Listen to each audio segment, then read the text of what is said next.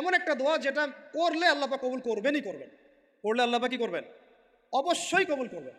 নবী সাল্লাল্লাহু আলাইহি ওয়াসাল্লাম বলছেন যে সমস্ত নবী এই দোয়াটা পৃথিবীতে করে ফেলেছে। আমি এই দোয়াটাকে মুলতবি রেখেছি যে কাল কিয়ামতের মাঠে আমি আমার উম্মতের জন্য সুপারিশ করবো ইনশাআল্লাহ।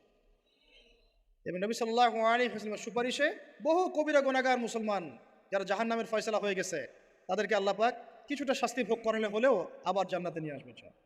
তিনি আমাদেরকে মহব্বত করেন না? করতেন না? চিন্তা করেন তাহলে আমরা তার দিনকে কি মহব্বত করলাম, আমরা তার হুকুম হাকামের বিধিবিধান সুন্নতের কি মহব্বত করলাম, চিন্তা করেন।